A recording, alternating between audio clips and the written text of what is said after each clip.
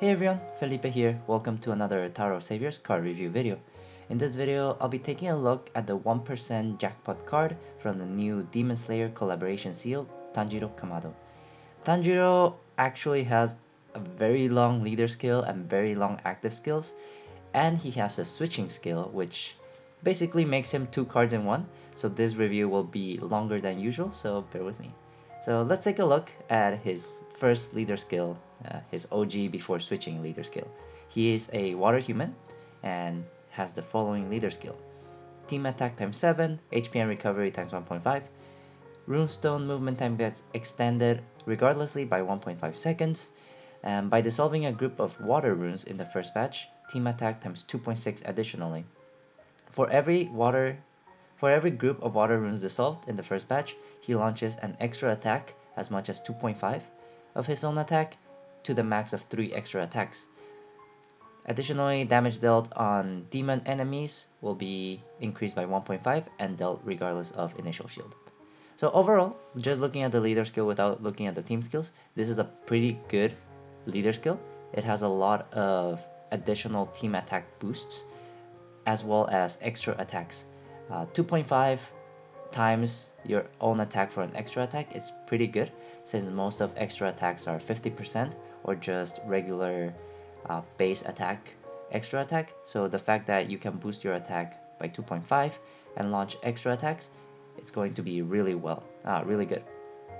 That being said, his playstyle will revolve around dissolving water runes in the first batch and also dissolving multiple groups of water runes in the first batch, which means that to get the max amount of damage, you need to have at least 9 water runes on the board in order to be able to launch the 3 extra attacks by dissolving 3 groups of water runes. So, just hard counter for this team is any team that, or any enemy that prevents you from dissolving water runes in the first batch. So for example, Water Trojan, Water Combo Nullifying, or Water Block. These enemy skills will prevent you from dissolving water runes in the first batch and will severely limit the amount of damage that you will be able to deal. Man, let's take a look at the team skill, which usually complements the leader skill as well.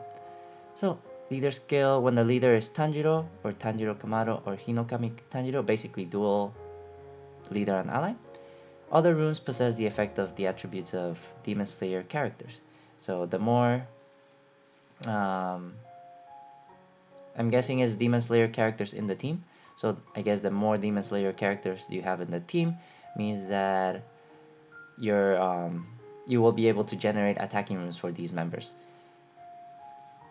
Second effect is Water and Heart runes also possess the effect of each other. This is going to be pretty good because you will be able to attack more and also recover health by dissolving water runes. Burning will be nullified. Petrify runes touch while moving will be restored to normal state. So just having these two skills, I think it's pretty good, because normally you bring a utility card to counter Petrify runes or burning runes, but when they are built into the team skill, it means that you have a free slot to add other utility cards, which means you have more versatility and more flexibility to beat the stages that Madhead gives to us. The fifth team skill, I think it's going to be really good as well. For every water runestone dissolved, recover 5000 HP to the max of 50,000 HP. This is not first batch only, so any sky drops that you get will also help you recover HP. And I think this is a really good skill, just because there are a lot of enemies nowadays that will lower your recovery to like minus 99% or hinder your recovery and make it really hard for you to recover. If you remember any of the recent stages that Madhead has put out, one of the most challenging stages are the ones that lower your HP down to 1 and will severely limit your recovery. So being able to recover without the need of heart runes, it's going to be really good. Also the recovery inversion, where the more you recover, the more damage you take. So being able to recover HP without heart runes is going to be really beneficial. Additionally, because Tanjiro has the HP times 1.5 and also a bunch of stat boosting team skills, so how Zenitsu and Tanjiro will have 1.3 HP attack and recovery, Giyu Tomioka, not this one, the Nesco, and Tanjiro will also have a 1.6 HP attack and recovery boost. This means you will have pretty much a lot of HP, and being able to recover up to 50,000 HP for 10 water runes means that you have a pretty reliable recovery for the team. So yeah, the other team skills are stat boosting. So if you have Sakonji, Tanjiro, Giyu, or Sabito and Makomo in the team, you get a 1.5 attack boost when you activate the skill of these characters, which means that your damage is going to be even higher. So the team skill here will not change how Tanjiro plays based on his leader skill. You will still need to dissolve water runes in the first batch. So like I said before, the hard counters for this team are enemies that do not allow you to dissolve water runes in the first batch. Yeah. So I think in terms of team building for just regular Tanjiro, you want characters that help you boost the water sky drop. So I'm thinking maybe Wenzong would be a good addition. Um, but you also want to generate a lot of water runes in the first batch in order to trigger this extra attack skill. Something that I forgot to mention is that Tanjiro is locked to only humans and Demon Slayer characters, and only Demon Slayer Diamond Seal characters. So he won't be able to fit all the Colosseum bi-weekly cards or other Demon Slayer cards, even if they are good. You can only fit the ones that you can pull using the Diamond Seal. And you have access to the entire human pool. Yeah. So let's take a look at his active skill. Active skill is CD6 and is absolutely long and insane. But basically, extend runestone movement time to 20 seconds. This is going to be amazing. More runestone movement time means better spinning, better boards, higher chance of you getting those 3 groups of water runes. Turn runestone such into enchanted runes. This is also really good. It will clear muck runes, weakened runes, as well as masked runes on the board if they are not enchanted. So this allows you to also get rid of some board debuffs and also spin easier. For the third effect, that's basically the rest of the skill. The third effect is based on your initial first batch, on how many combos you do, you get a different water breathing effect. So for 1 and 3 combos, you get water breathing third form, flowing dance, and you dodge the attack of a demon enemy, you get a ×3 attack bonus, and the damage will be dealt regardless of Quintet Elemental Shield. Additionally, you turn the column below Tanjiro into human enchanted water runes at the end of the round, which will allow you to launch higher attacks since you now have a lot of water runes on the board. Between 4 and 8 combos, you get the water breathing 8th form Waterfall Basin, which single attack becomes full attack, character's attack gets multiplied by 8, and damage will be dealt regardless of fixed combo shield. Additionally, turn 3 runes, 3 water runes, turn 3 water runes into enchanted human water runes at the end of the round. If you do 9 or more combos in the first batch, you get the highest water breathing technique, water breathing 10th form, constant flux.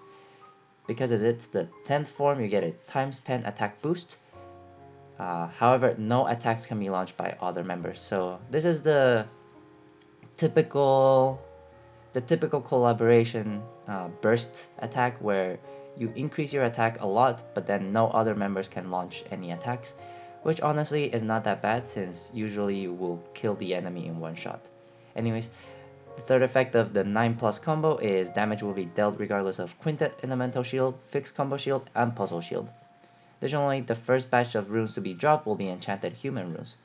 So overall, I think this skill is really good. It's really powerful. It's pretty much, it's very insane on the amount of things it can do.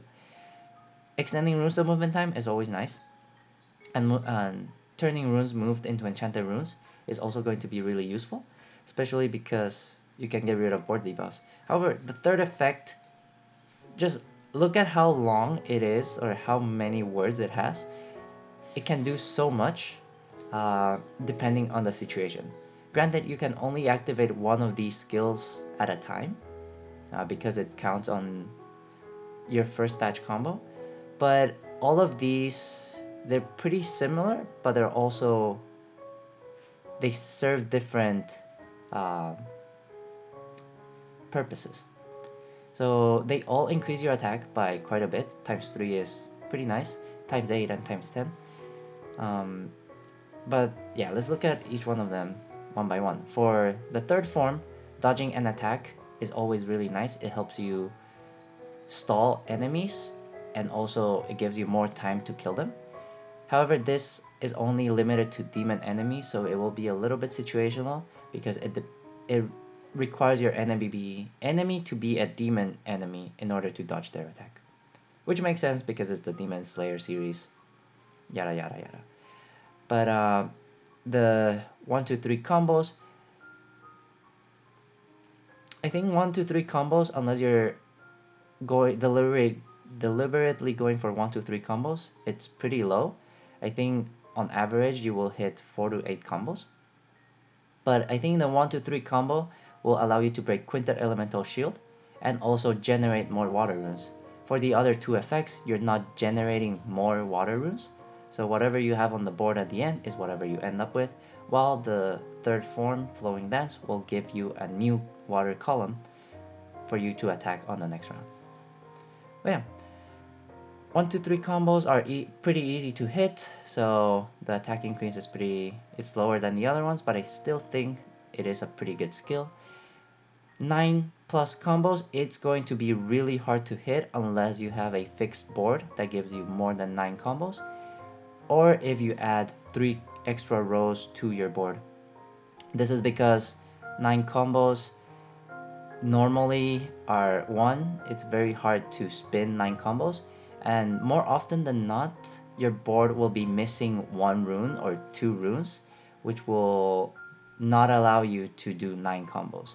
Yeah, so I've run into the situation where making 9 combos is just impossible because you are missing 1 rune or 1 or 2 runes. And for 10 combos you basically have to have a perfect board, so that's also going to be really hard. So this 9 combo skill will be really busted because it ignores the same shields as the previous two. It ignores Quintet and Fixed Combo Shield, so basically it covers both the Flowing Dance and Waterfall Basing shields that they break, but it is going to be harder to pull off just because it is really hard to pull off 9 combos without any sort of fixed board convert. First batch of runes to be dropped will be enchanted runes. That's just okay. Will provide a little attack boost, but I think the core of this effect is going to be the times 10 attack and ignoring all these shields. But like I said, 9 combo is going to be really hard, and 1, 2, 3 combos is really easy to hit. But normally on average, I feel like the average player will be performing a 4 to 8 combo without problems, which honestly, this is a pretty good skill as well, because a times 8 attack increase is nothing to laugh at. It's pretty high, and you do damage regardless of fixed combo shield, which is also a pretty annoying shield to get around. And because you don't have to worry about fixed combo shield, you can do your 4 to 8 combos and still kill the enemy, even if it requires you to dissolve 9 combos or 6 combos in the first batch, etc, etc. But yeah, overall I think this skill is really good.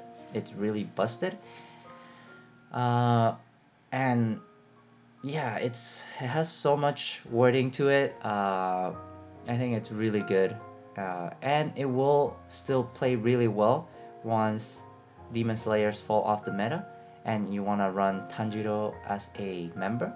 You are still able to use him as a really good burst support member, just because you will be able to kill enemies, and depending on your new leader skills in the future, uh, 4 to 8 combos might be easy, or 9 combos might be really easy. I'm thinking if in the future Madhead releases a card that can singly or dissolve water runes in 2 or more combos, in groups of 2, then you can get 9 combos pretty easily and benefit from this effect more easily. And at CD6, that's pretty fast for a burst attack member. Man. Second active skill is switching. So this is a pretty standard switching skill, CD8. However, this skill can only be activated when your team HP is less than 40% or if Nezuko is in the team.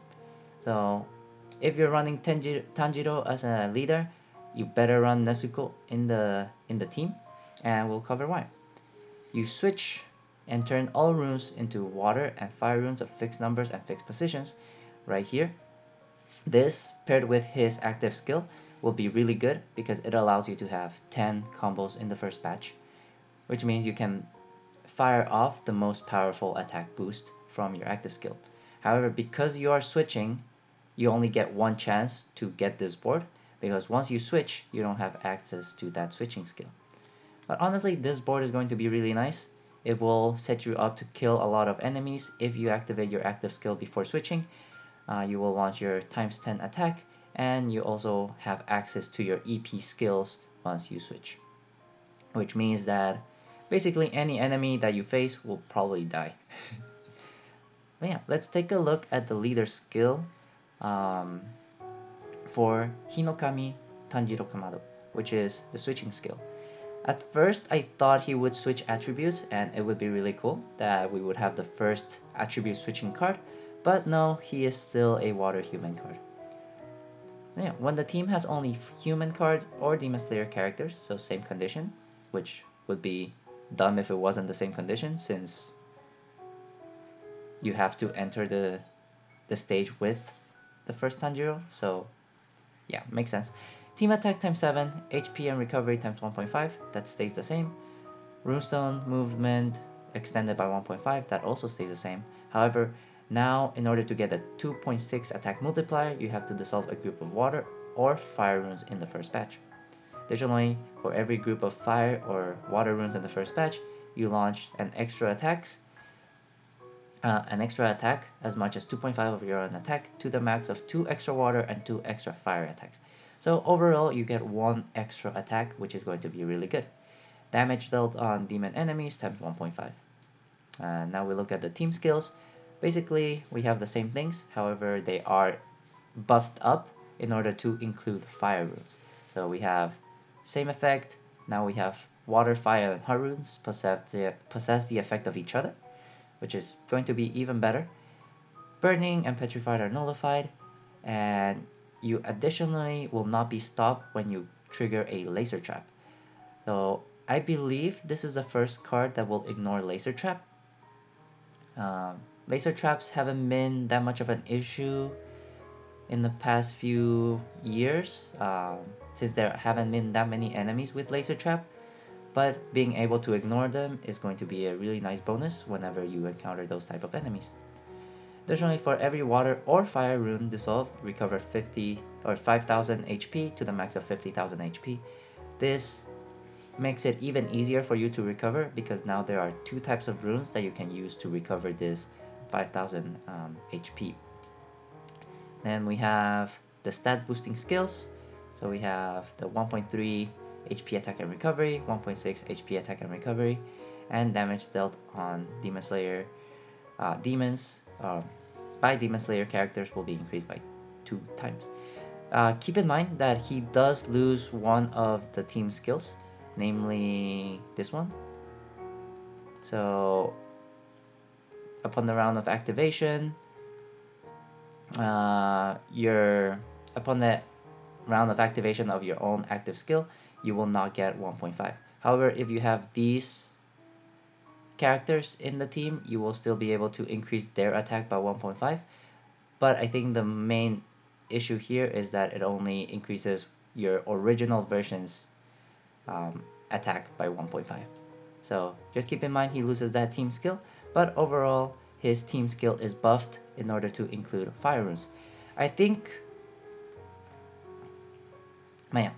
Overall I think this leader skill is better than the original leader skill, just because if you encounter a enemy that blocks your water runes in the first batch with original Tanjiro, you're basically dealing very low damage. However, if you switched you include fire runes in that batch. So even if the enemy blocks water runes, you can still dissolve fire runes in the first batch and still deal a pretty significant damage to that enemy without having to dissolve water runes in the first batch. Same with an enemy that blocks your fire runes, you can dissolve water runes in order to reach your highest damage multipliers. Hard counters for this leader skill will be any enemy that blocks both fire runes and water runes in the first batch. So for example, light dark elemental shields with trio exclusive. You cannot dissolve water, fire, or earth in the first batch, which means that Tanjiro will not be able to benefit of his highest damage multiplier. You will still be able to burst these enemies down, but just keep in mind that you don't get the extra attacks or the extra 2.6 team attack. Man, overall, I think this is a pretty good upgrade to his original leader skill. So in my opinion, you want to switch as quick as possible, just so you have the flexibility of dissolving water or fire runes. Additionally, you get an extra attack, which will be really nice, and you will be able to kill. And here you actually only need 2 groups of either water runes or fire runes, since you get 2 extra water and 2 extra fire attacks, so you don't have to dissolve as many of the required groups in the first batch. The original skill, you had to dissolve 3 groups of water runes. In this one, you only have to dissolve 2 water or fire runes. So this is going to be really good. It is a strict upgrade, so in my opinion, you should switch as soon as you can. But there's also the argument that you want to save your switching skill for when you can activate your active skill first, then switch, and then kill the enemy in one shot. Man, let's take a look at his 2 EP skills. They're actually the same. However, the first skill will last for 1 round, the second skill will last for 2 rounds. So the active skill is the attack of other members becomes 0. Add the 3.5 the attack of Tanjiro, Hinokami Tanjiro, and Nezuko to the character's attack. So if you're running a mono Tanjiro team, this will give you a pretty big damage boost. However, realistically, you will not be running a mono Tanjiro team with Nezuko. So you will only have the leader ally and your Nezuko's attack added to his attack, which is still a pretty high amount of attack boost. So if you pair this up with the first active skill, you will be killing anything that stands in your way. Change the character's attack into fire attribute. Character's damage will be dealt regardless of combo nullifying and combo shield. So I think this is going to be attribute combo nullifying will allow you to dissolve water and fire runes in the first batch, even if the enemy does not allow it. So this is going to be really good because it allows you to bypass that enemy counter. Fire and water runes can be dissolved singly or in groups of 2 or more. That's also really good because that counts as your groups. So you will be dissolving a lot of runes in the first batch, and you will also be increasing your attack and reaching that 10 combo if you have your first active skill from non-switched Tanjiro active at this point. The more water and fire runes dissolved in the first batch, the more extra attacks launched by the characters to the max of times 6 attacks. So overall, this is a burst skill, no questions asked. This skill will just kill enemies by increasing his own attack and also allowing you to dissolve a lot of runes in the first batch. And yeah, basically you're killing things and ignoring combo shield as well as attribute combo nullifying skills. So taking a look at the second skill, it is basically the same thing. Attack becomes 0, yada yada yada. Characters into fire, nullify combo shield, and nullify attribute combo nullifying. Fire and water runes can be dissolved singly or in groups of 2 or more, and launch extra attacks to the max of 6 attacks. So it's exactly the same skill. It's just it lasts for 2 rounds instead of 1 round. Additionally, the character enters a fatigue state at the end of the round. The state stays in play for 2 rounds and can only be activated when the craft apparatus is fully charged, and no dragon compulsion can be activated that round. So in my opinion, I would stick with the first EP skill. So switching characters have a max EP of 12, which means you can activate this first skill twice instead of having to activate the second skill once. You do save up on 2 EP if you activate the second skill. However, that implies that you want to have the effect activated for back-to-back rounds. So if the so there are benefits of this second skill.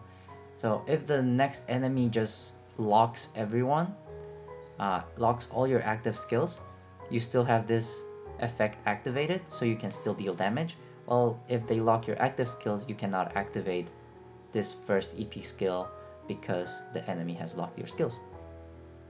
However, I think the first skill is going to be more flexible since you can activate it twice at full EP, so you can activate it manually one round and activate it again a second round.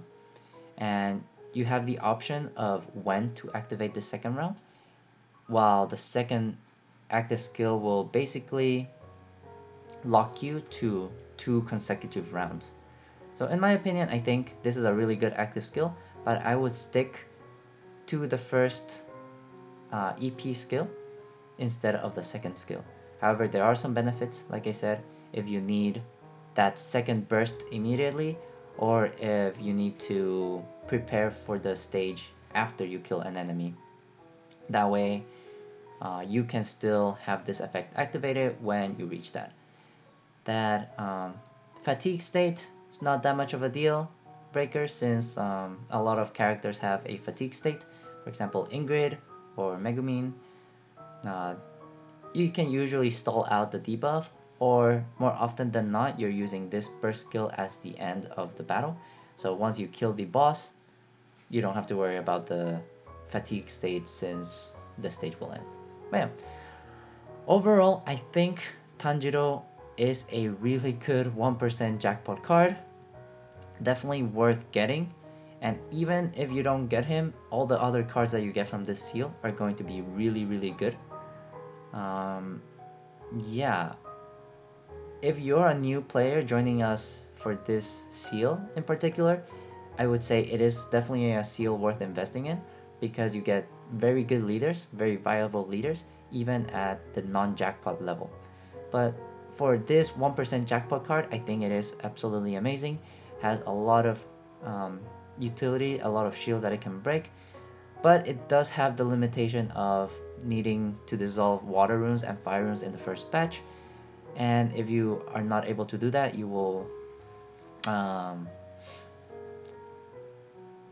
your damage output will decrease severely. However, for Tanjiro at least, there are ways to getting around it. If you don't dissolve them in the first batch, you can still power through using one of his active skills, or just use another team member to boost his own attack to higher levels. But overall, 1% jackpot card is really powerful. I think I'm definitely going to get one copy. Will you benefit from extra copies? Yes, you do benefit from extra copies, but if you want to guarantee 2 extra copies, make sure you pull in the jackpot rate up days, just because for his active skills you add the attack of Tanjiro and Hinokami Tanjiro.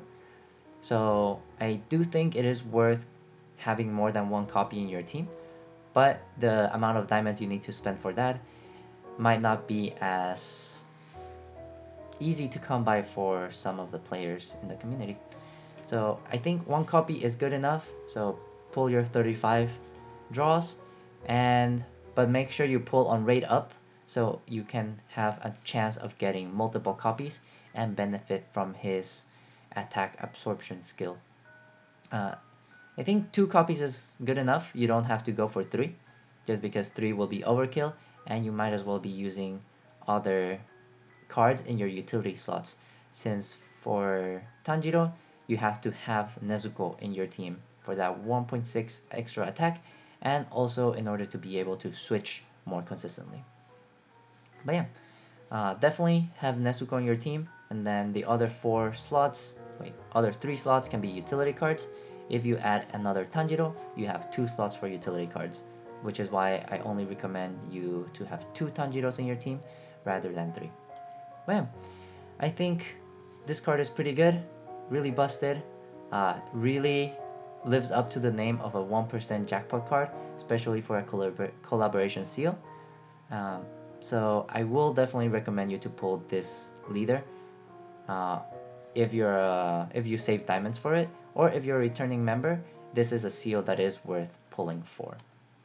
Yeah, that's all I had to say about this card. Please let me know in the comments if I said anything wrong or if I missed anything. And as always, stay tuned on my YouTube channel for more Tower of Saviors content. For now, stay safe, stay healthy, and I'll see you next time. Bye everyone!